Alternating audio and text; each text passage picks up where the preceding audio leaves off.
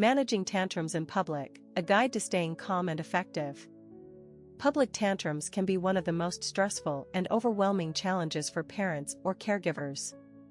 A tantrum usually occurs when a child is frustrated, tired, or overwhelmed, and in public spaces, these emotions can escalate due to sensory overload or feeling restricted. Managing these outbursts requires patience, understanding, and effective strategies to both de-escalate the situation and support the child. Here's how to navigate these tough moments with composure and empathy.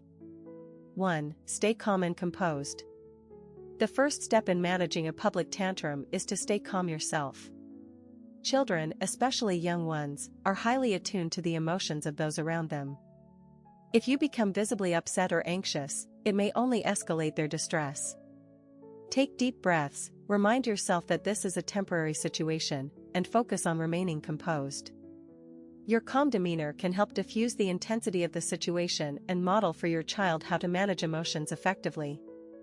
2. Acknowledge your child's feelings. During a tantrum, children are usually overwhelmed by their emotions, and their brains are in fight or flight mode. One effective way to manage the situation is by acknowledging your child's feelings without giving in to the demands causing the tantrum. For example, you can say, "I know you're upset because you wanted the toy," or "I see that you're frustrated because it's time to leave." Validating their emotions helps the child feel heard and understood, which can sometimes calm them down faster. 3. Assess the environment. Public places like grocery stores, parks, or shopping malls can have overwhelming stimuli that contribute to a child's meltdown. If possible, assess the environment and see if there is a quieter or less stimulating area where you can take your child. Moving to a calmer space can sometimes prevent the tantrum from escalating further.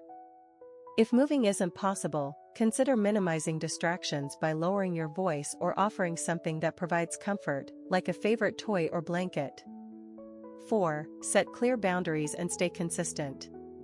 During a public tantrum, it's important to set clear and consistent boundaries.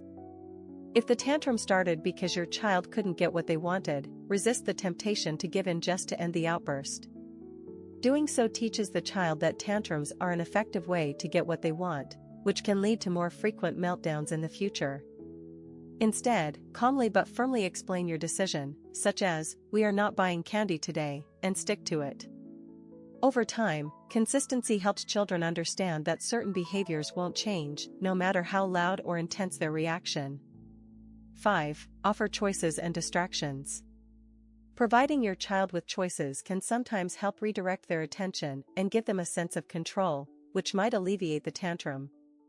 For example, if they're upset because they can't have a particular snack, you could offer, "Would you like this fruit or that snack instead?" Giving them the ability to choose between two acceptable options can shift their focus and help them feel empowered. Distraction is another powerful tool in managing tantrums. Try redirecting their attention to something more interesting or positive, such as pointing out something interesting in the environment, "Look at that big tree," or engaging them in a simple activity, like counting steps or finding colors. 6. Be mindful of onlookers but don't let them dictate your actions. One of the most difficult parts of managing a public tantrum is dealing with the stares and judgment of others. It's natural to feel embarrassed, but try to remember that your primary responsibility is to your child, not to pleasing onlookers. Most people understand that children have meltdowns, and if they don't, that's on them, not you.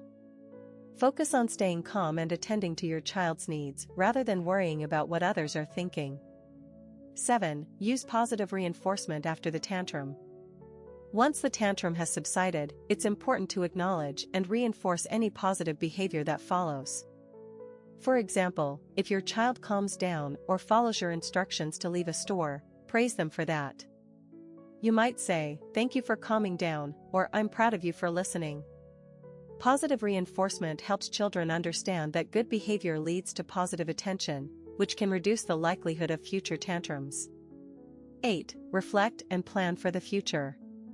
After the public tantrum has passed and everyone is calm, reflect on what triggered the meltdown and consider strategies to prevent it in the future. Could the tantrum have been avoided by preparing your child better before going out? Were they hungry, tired, or overstimulated? Learning to anticipate triggers and prepare accordingly can go a long way in reducing the frequency of public tantrums. For instance, ensuring your child is well rested or has a snack before an outing might help avoid a meltdown. In summary, managing tantrums in public is about staying calm, setting clear boundaries, and responding with empathy. While these moments can be challenging and embarrassing, they are also an opportunity to teach your child how to regulate their emotions over time. By using a calm, consistent, and compassionate approach, you can help your child navigate these overwhelming feelings while maintaining your own peace of mind.